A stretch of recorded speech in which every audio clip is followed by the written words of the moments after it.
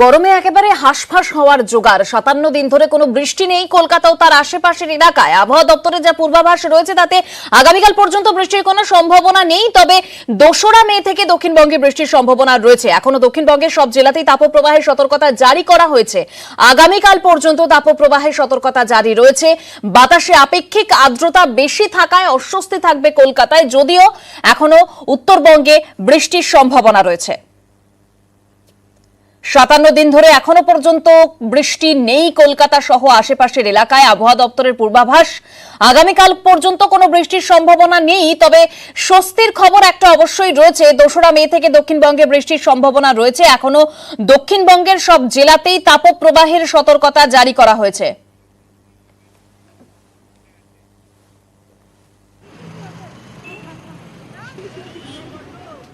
আর বৃষ্টির জন্য এবার আরামবাগে দেওয়া হলো ব্যাঙের বিয়ে। একেবারে যাবতীয় আচার অনুষ্ঠান মেনেই হলো বিয়ে। অংশ নিলেন স্থানীয় মহিলারা। বিষয়ে কথা বলবো, বাপন আমার সঙ্গে রয়েছে। বাপন, বৃষ্টি তো আর এলো না, কিন্তু বিয়েটা কেমন হলো?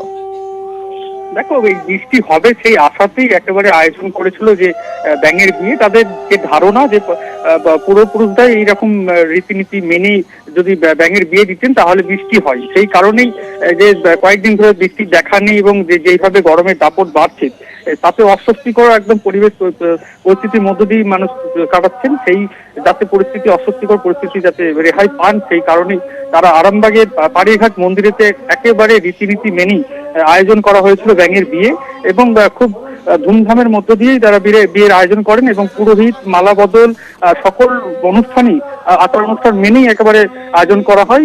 এই অনুষ্ঠানেতে উপস্থিত নিয়েছিলেন আরামবাগ পৌরসভার 2 কাউন্সিলরও। একেবারে শুধু আশা যে এই রেহাই যাতে পান অস্বস্তিকর গরম থেকে। দেবস্মিতা, ধন্যবাদ বাপন। দেওয়ার জন্য আমরা গরমে হাই করছি যেন সবাই মানুষ বাঁচতে পারে আরামসে, সেই জন্য আমরা ব্যাঙের বিয়ে দেওয়া হয়। পুরোহিত ডেকে আর শঙ্খধ্বনি দিয়ে, উলু দিয়ে, শাঁখ বাজিয়ে আর মালা, চন্দন, সিঁদুর, যেভাবে ছেলে মেয়ের বিয়ে হয় সেভাবেই আমরা দিলাম। অন্যদিকে শক্তিনগর জেলা হাসপাতালে জল সংকট। হাসপাতালের পাম্প খারাপ থাকায় জল সংকট সমস্যায় শক্তিনগর জেলা হাসপাতালের রোগী পরিজনেরা। শক্তিনগর জেলা হাসপাতালে জল সংকট, হাসপাতালে পাম্প খারাপ থাকায় জল সংকট সমস্যায় শক্তিনগর জেলা হাসপাতালের রোগী পরিজনেরা। হাসপাতাল কর্তৃপক্ষের তরফে এখনো পর্যন্ত কি ব্যবস্থা নেওয়া হয়েছে সেই সম্পর্কে কথা বলবো। সমীর রয়েছে আমাদের সঙ্গে সরাসরি। সমীর, হাসপাতাল কর্তৃপক্ষের তরফে কোনো ব্যবস্থা এখনো পর্যন্ত কি নেওয়া হলো?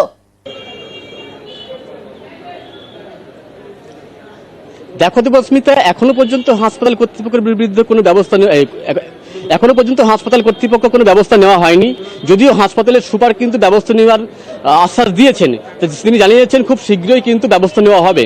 তবে এর মধ্যেই কিন্তু তাপমাত্রা বৃদ্ধির সঙ্গে সঙ্গে জলের চাহিদা যেমন বেড়েছে, জল সংকটও কিন্তু তীব্রতর হয়েছে নদিয়া শক্তিনগর জেলা হাসপাতালে। আমার ঠিক পিছনে তুমি দেখতে পাচ্ছ একটি পানীয় জলের কল রয়েছে। তুমি দেখো, আমি দেখানোর চেষ্টা করছি কি কল কিন্তু জল কিন্তু পাওয়া যাচ্ছে না। কল ঘোরালেও কিন্তু কোনো জল নেই, অথচ এইখানেই কিন্তু জল অপচয় হচ্ছে। তোমরা দেখো, আমার ক্যামেরা পার্সনকে দেখানোর জন্য চেষ্টা করবো। দেখো, জল কিন্তু পাইপের তলা দিয়ে বেরিয়ে যাচ্ছে, অথচ কল দিয়ে কিন্তু কোনো জল বেরোচ্ছে না। এই ফলে কিন্তু সমস্যায় পড়েছেন এই হাসপাতালে চিকিৎসা করতে আসা রোগী এবং পরিজনেরা। কেননা তুমি জানো, জেলা হাসপাতালে সাধারণত নিম্নবিত্ত এবং মধ্যবিত্ত পরিবারের লোকজনই কিন্তু চিকিৎসা করাতে আসে, ফলে তাদের কিন্তু জল কিনে খেতে হচ্ছে।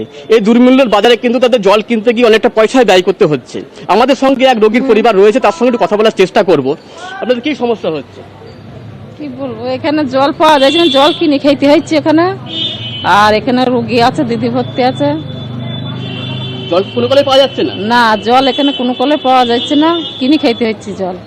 তুমি শুনলে দেবস্মিতা, শুনলাম সমীর, মানে জল কিনে খেতে হচ্ছে, যথেষ্ট সমস্যায় পড়েছেন রোগীর পরিজনেরা। ধন্যবাদ সমীর। এদিকে প্রচন্ড গরমে অসুস্থ হয়ে রাজ্য সড়কে পড়ে গেলেন এক মহিলা। চন্দ্রকোনায় রাজ্য সড়ক থেকে উদ্ধার করলো চন্দ্রকোনা থানার পুলিশ কর্মী। সুকান্ত রয়েছে আমার সঙ্গে সরাসরি। সুকান্তর সঙ্গে কথা বলবো। সুকান্ত, যা গরম পড়েছে তাতে বাইরে বেরোতে বারণ করছেন চিকিৎসকরা, এরই মধ্যে একজন অসুস্থ হয়ে পড়লেন।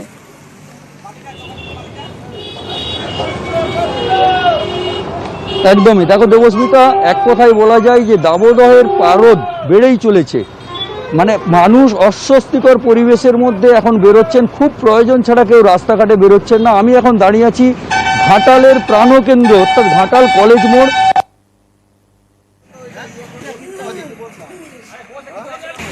এবং চন্দ্রকোনা থেকে যে খবর আমরা কিছুক্ষণ আগেই বললাম আপনাদেরকে, প্রচন্ড গরমে অসুস্থ হয়ে রাজ্য সড়কে এক মহিলা পড়ে গিয়েছিলেন। চন্দ্রকোনা রাজ্য সড়ক থেকে উদ্ধার করলো চন্দ্রকোনা থানার পুলিশ কর্মীরা। যা গরম পড়েছে তাতে চিকিৎসকরা তারা সবসময় বলছেন যে এই দুপুরের সময়টাতে বাড়ি থেকে যতটা সম্ভব পারা যায় না বেরোনো। সুকান্ত আর কাছে আবার চলে যাবো, সুকান্ত আমার সঙ্গে রয়েছে। সুকান্ত, তুমি যেরকম বলছিলে যা গরম পড়েছে,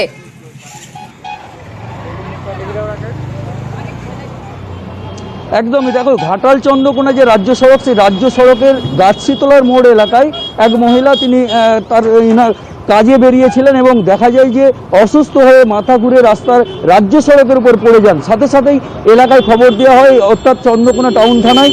সেখান থেকে মোবাইল ভ্যান এসে ওই মহিলাকে ওখানে জল দিয়ে কিছুটা সাময়িক স্বস্তি ফেরানোর পর তাকে চন্দ্রকোনা টাউন গ্রামীণ হাসপাতালে ভর্তি করা হয়। শুধু তাই নয়, আবার এই কিছুক্ষণে আগে ঘাটালে আরেকটি ঘটনা ঘটেছে যে ঘাটালের যে কারিগরি বিদ্যালয় রয়েছে, সেই বিদ্যালয়ের পড়ুয়া যাদের পরীক্ষা চলছিল, একজন ছাত্র এবং আরেক ছাত্রী তারা অসুস্থ হয়েছে, তাদেরকে ঘাটাল মহকুমা হাসপাতালে ভর্তি করা হয়েছে। ধন্যবাদ সুকান্ত।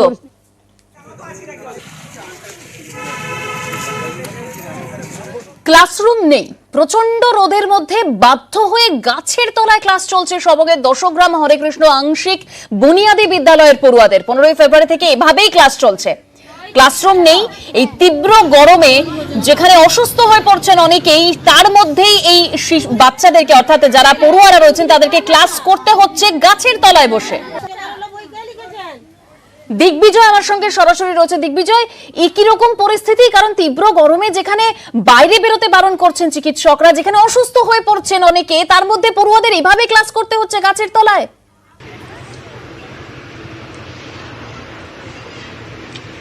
দেখো, ইতিমধ্যেই তীব্র দাবদাহ চলছে পশ্চিম মেদিনীপুর জেলার সবংয়েও, এবং তার মধ্যেই পশ্চিম মেদিনীপুর জেলার সবং ব্লকের 4 নম্বর দশগ্রাম হরেকৃষ্ণ আংশিক বুনিয়াদী বিদ্যালয়ের যে ক্লাসরুম, সেই ক্লাসরুমের কাজ সম্পূর্ণ না হওয়ার জন্য কিন্তু কয়েক মাস ধরে গাছের তলাতেই পড়ুয়াদের ক্লাস করতে হচ্ছে।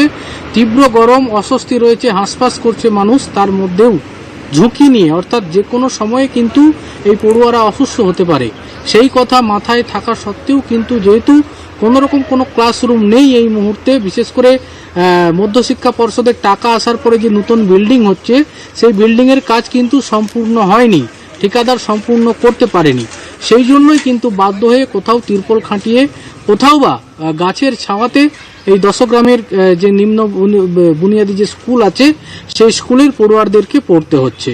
প্রধান শিক্ষক যিনি রয়েছেন দিদিমণি, তিনি জানিয়েছেন যে তিনি বিভিন্ন দপ্তরে জানিয়েছেন, কিন্তু এখনো পর্যন্ত তার কোনো সুরাহা হয়নি।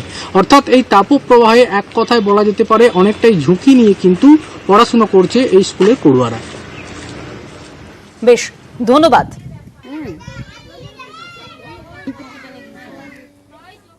গাছের তলায় মানে ওটা, এখানে আমাদের স্কুলটা তো অনেক পুরনো স্কুল, 1946 সাল থেকে স্কুলটা স্থাপিত হয়েছে।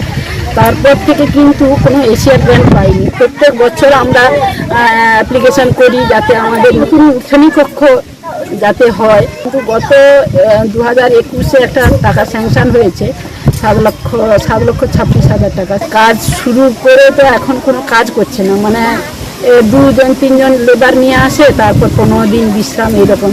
আমাদের শেষ পর্যন্ত এইখানে বাইরে বসতে হয়, ক্লাসরুম তো নেই, সেই জন্য আমাদের এই রাস্তায় পড়াতে হচ্ছে। আর আজ করোনা পরিস্থিতি নিয়ে বৈঠক করেন প্রধানমন্ত্রী নরেন্দ্র মোদী, আর সেখানেই তিনি পেট্রোপণ্যের দাম নিয়ে পশ্চিমবঙ্গ সরকারকে তোপ দেগেছেন। তিনি বলেছেন, কেন্দ্র এক্সাইজ ডিউটি কমিয়ে রাজ্যগুলির কাছে একই কাজের আবেদন জানায়, কিন্তু কিছু রাজ্য না কমিয়ে রাজ্যবাসীর সঙ্গে অন্যায় করেছেন। শুনুন। देशवासियों पर पेट्रोल डीजल की बढ़ती कीमत का बोझ कम करने के लिए केंद्र सरकार ने एक्साइज ड्यूटी में कमी की थी। पिछले नवंबर महीने में कम की थी। केंद्र सरकार ने राज्यों से भी आग्रह किया था कि वो अपने यहां टैक्स कम करे और ये बेनिफिट नागरिकों को ट्रांसफर करे। इसके बाद कुछ राज्यों ने तो भारत सरकार की इस भावना के अनुरूप यहां टैक्स कम कर दिया, लेकिन कुछ राज्यों द्वारा अपने राज्य के लोगों को इसका कोई लाभ नहीं दिया गया। इस वजह से पेट्रोल डीजल की कीमतें इन राज्यों में अब भी दूसरों के मुकाबले कहीं ज्यादा है। ये एक तरह से इन राज्यों के लोगों के साथ अन्याय तो है ही, साथ ही पड़ोसी राज्यों को भी नुकसान पहुंचाता है। পেট্রোপণ্যের কর কমানো নিয়ে কেন্দ্রের অনুরোধ অগ্রাহ্য করা 7 রাজ্যের নাম ধরে উল্লেখ করলেন মোদী। একই সঙ্গে ফের কর হ্রাসের আবেদন জানালেন তিনি। अब जैसे उस समय 6 महीने पहले कुछ राज्यों ने बात को माना, कुछ राज्यों ने नहीं माना। अब कई राज्य जैसे महाराष्ट्र, पश्चिम बंगाल, तेलंगाना, आंध्र प्रदेश, तमिलनाडु, केरला, झारखंड, किसी न किसी कारण से उन्होंने इस बात को नहीं माना और उनके राज्य को, नागरिकों को बोझ कंटिन्यू रहा। मैं इस बात में नहीं जाऊंगा कि इस दौरान इन राज्यों ने कितना रेवेन्यू कमाया, लेकिन अब आपसे मेरी प्रार्थना है कि देश हित में आप पिछले नवंबर में जो करना था, 6 महीने डिले हो चुका है, अब भी आप अपने राज्य के नागरिकों को वैट कम करके इसका बेनिफिट पहुंचाइए।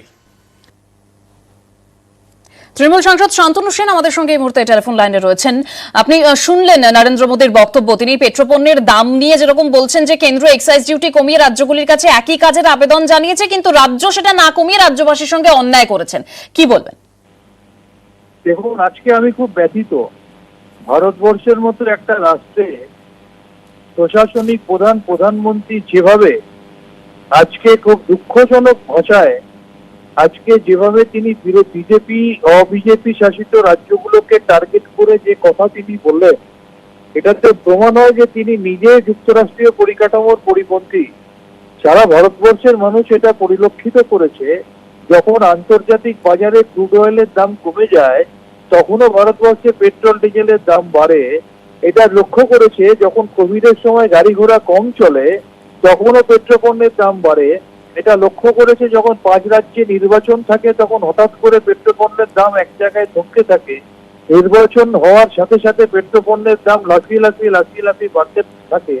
আজকে ভারতবর্ষে স্বাধীনতার পর থেকে এই দৃশ্য মানুষকে আগে দেখতে হয়নি যে পেট্রোল ডিজেল সেঞ্চুরি টপকে গেছে, এলপিজিতে বা রান্নাঘরে আগুন জ্বলে গেছে, কেরোসিন তেলের দাম ডবল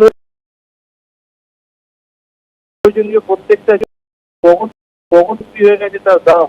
আর আজকে ভারতবর্ষের মধ্যে কোন রাজ্য যদি ন্যূনতম কিছু কমিয়ে থাকে, সেটা বাংলার মুখ্যমন্ত্রী মমতা বন্দ্যোপাধ্যায় নেতৃত্বাধীন পশ্চিমবঙ্গ সরকার। এবং জানেন যে কর বাবদ সমস্ত কর, সেটা আপনি জিএসটি বলুন, ভ্যাট বলুন, সেস বলুন, যাই বলুন, টোটাল যে কর কালেকশন হয় তার সিংহভাগটা কেন্দ্রীয় সরকার পায়। সেখানে কেন্দ্রীয় সরকার নিজে কর না কমিয়ে উল্টে রাজ্যগুলোর দিকে চোখ রাখছে এবং প্রধানমন্ত্রী নিজে অবিজেপি শাসিত রাজ্যগুলোকে যেভাবে টার্গেট করেছেন, এটা অত্যন্ত দুঃখজনক এবং নিন্দনীয়। একদম, ধন্যবাদ। শান্তনু সেন তৃণমূল সাংসদ আমাদের সঙ্গে ছিলেন। ওদিকে আমাদের সঙ্গে টেলিফোন লাইনে রয়েছেন বিজেপির সর্বভারতীয় সহসভাপতি দিলীপ ঘোষ।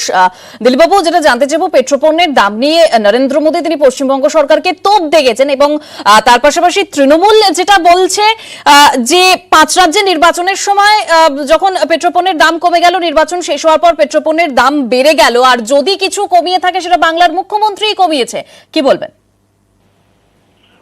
সারা ভারতবর্ষেতে বিরোধী রাজ্য আর বিজেপি রাজ্যের মধ্যে পেট্রোলের দামের তফাৎ 15 টাকা 20 টাকা।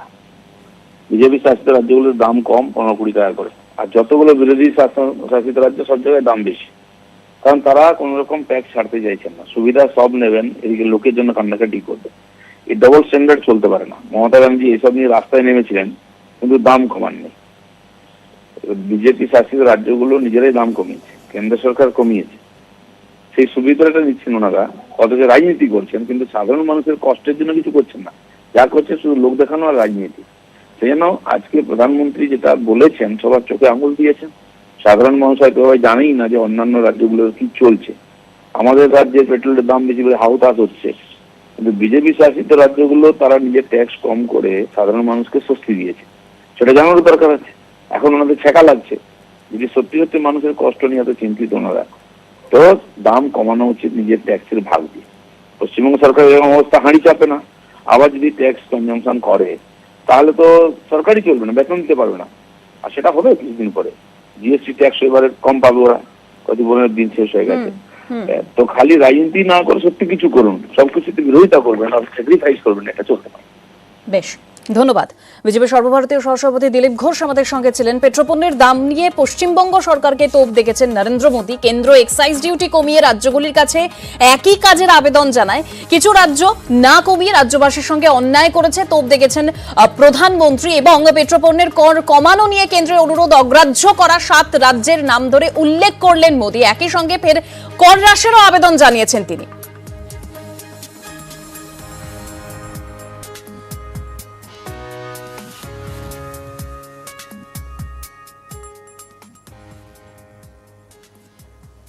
देशवासियों पर पेट्रोल डीजल की बढ़ती कीमत का बोझ कम करने के लिए केंद्र सरकार ने एक्साइज ड्यूटी में कमी की थी, पिछले नवंबर महीने में कम की थी।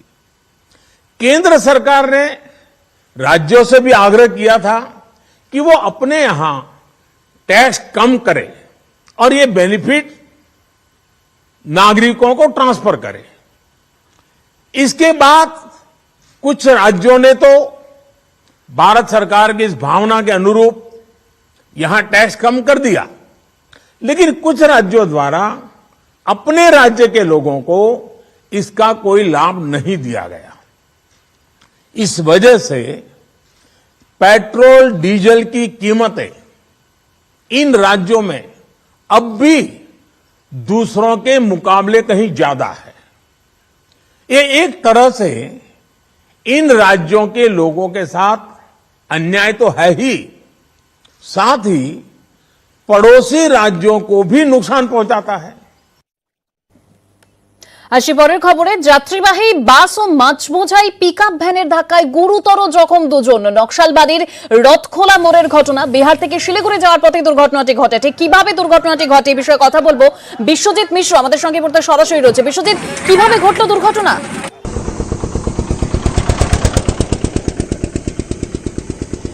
একেবারে দেবস্মিতা, এশিয়ান হাইওয়ে 2 জাতীয় সড়ক, যেটা বিহার থেকে শিলিগুড়ির রাস্তা যায়, সেই রাস্তায় একটি বেসরকারি যাত্রীবাহী বাস কিছুক্ষণের জন্য দাঁড়িয়ে পড়ে এবং পিছন থেকে নিয়ন্ত্রণ হারিয়ে মাছ বোঝাই একটি পিকআপ ভ্যান বাসের পিছনে ধাক্কা মারে। ঘটনাস্থলে জখম হন এই পিকআপ ভ্যানের চালক এবং সহচালক। তাদেরকে টেনে হেঁচড়ে সেখান থেকে বের করে নকশালবাড়ি প্রাথমিক স্বাস্থ্যকেন্দ্রে প্রাথমিক চিকিৎসার পর আশঙ্কাজনক অবস্থায় তাদের উত্তরবঙ্গ মেডিকেল কলেজ হাসপাতালে পাঠানো হয়েছে। তুমি ছবিতে দেখেছো যে মাছের যে পিকআপ ভ্যানটি সেটা দুর্ঘটনাগ্রস্ত হওয়ায় প্রচুর মাছ কিন্তু রাস্তায় পড়ে যায় এবং মাছ ধরতে হুড়ুহুড়িতে পড়েন স্থানীয় বাসিন্দারা। তবে কি কারণে যাত্রীবাহী বাসটি দাঁড়িয়ে পড়ে তা নিয়ে কিন্তু তদন্তে নেমেছে নকশালবাড়ি থানার পুলিশ। ইতিমধ্যে দুজন দুর্ঘটনাগ্রস্ত হয়েছেন, যে আহত রয়েছেন, তাদের কিন্তু চিকিৎসা উত্তরবঙ্গ মেডিকেল কলেজ হাসপাতালে চলছে। ধন্যবাদ বিশ্বজিৎ। এবার যে খবরের দিকে নজর রাখতে হচ্ছে, কল থাকলেও জল নেই, অর্থাৎ প্রবল জলকষ্টে গোঘাটের গোলপুর ও উদয়পুর গ্রাম। সরকারি প্রকল্পে কল বসলেও জল পড়ে না। কল থাকলেও জল নেই, প্রবল জলকষ্টে গোঘাটের গোলপুর ও উদয়পুর গ্রাম। সরকারি প্রকল্পে কল বসলেও সেখানে জল পড়ে না, তাই বাধ্য হয়ে গ্রামবাসীরা তারা পুকুরের জল ব্যবহার করছেন। যথেষ্ট সমস্যার মধ্যে রয়েছেন তারা, কারণ সরকারি প্রকল্পে কল বসলেও সেখান থেকে জল পড়ে না। বাপন রয়েছে। বাপন, প্রশাসনকে কি জানানো হয়েছে? তাদের তরফে কিছু বলা হয়েছে কি, কিভাবে কি ব্যবস্থা তারা গ্রহণ করবে? দেখো, যে এই যে জলের সমস্যা, এই জলের সমস্যা একেবারেই মেনেও নিয়েছেন কিছুটা, যে গোঘাটের 1 নম্বর পঞ্চায়েত সমিতির সভাপতি মনোরঞ্জন পাল, তিনিও জানিয়েছেন যে কয়েকদিন ধরে এই জল সমস্যার মধ্যে দিয়ে আছেন। যেটা অভিযোগ উঠছে, গোঘাটের রঘুঘাটি এলাকার বেশ কয়েকটি গ্রামের মধ্যে দিয়ে পিএইচির মাধ্যমে যে কল করা হয়েছিল, সেই কলেতে দীর্ঘ 3 মাস ধরে জল পড়ছে না। তার ফলে বাধ্য হয়ে ওখানকার মানুষ একেবারেই পুকুর আছে, সেই পুকুরের জলকে ব্যবহার করতে হচ্ছে বা অনেক দূর থেকে পানীয় জল নিয়ে আসতে হচ্ছে। এই চরম সমস্যার মধ্য দিয়ে দীর্ঘদিন ধরে রয়েছেন তারা। তারা বারবার অনেক জায়গাতে অভিযোগ জানালেও কোনো রকম ভাবে তারা সুরাহা হয়নি বলেই অভিযোগ করছেন। যদি খুব দ্রুত গতিতে তাদের সমস্যার সমাধান না করলে আরো তারা বিক্ষোভ জানাবেন এবং বড় পদক্ষেপ নেবেন বলে জানিয়েছেন। ধন্যবাদ বাপন। এত গরমে এক ফোঁটা জল পড়ে না, জল কাটছে মাঘ ফাল্গুন থেকে বন্ধ হয়ে গেছে, একদমই পড়েন জল। তাহলে আসছে খাবার জল আসছে, খাবার জল বলতে এখানে টিউবকল একটা আছে, ওইটাই ওইখান থেকে লিয়া হয়। গোটা পাড়ার ওই একটা কলের উপরে নির্ভরশীল।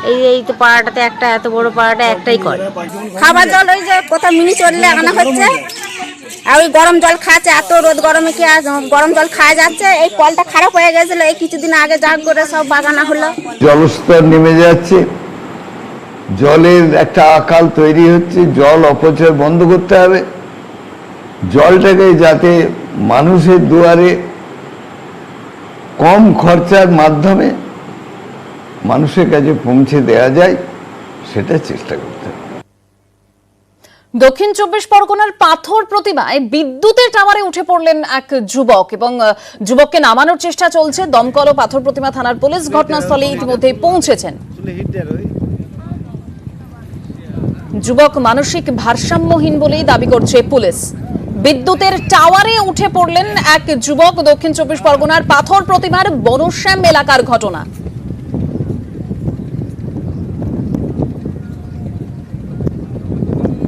সেই ছবি আপনারা দেখতে পাচ্ছেন। বিদ্যুতের টাওয়ারে উঠে পড়েছেন সেই যুবক এবং এই যুবক মানসিক ভারসাম্যহীন বলেই দাবি করছে পুলিশ। কিভাবে এই টাওয়ারে এসে উঠে পড়লো, আরো বিস্তারিত তথ্য জানবো অবশ্যই। বিশ্বজিৎ হালদার আমাদের প্রতিনিধি রয়েছে আমাদের সঙ্গে টেলিফোনে। বিশ্বজিৎ।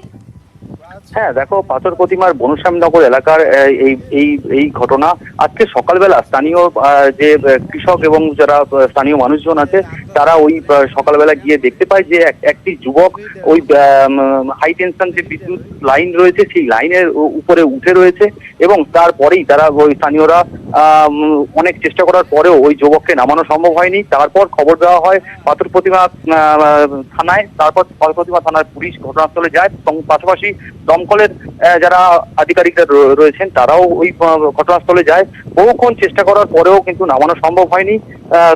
তারপর প্রায় ঘন্টা 5 পর ওই যুবককে নামানো সম্ভব হয়েছে, যেটা পুলিশ সূত্রে খবর পাওয়া যাচ্ছে। ওই যুবক মানসিক ভারসাম্যহীন এবং তার কারণেই আজকে সকাল থেকে ওই টাওয়ারে উঠে দীর্ঘক্ষণ বসেছিলেন এবং তার কারণেই এই যে বৈদ্যুতিক টাওয়ার থেকে মানে বিদ্যুৎ সংযোগ কিন্তু বিচ্ছিন্ন করা হয়।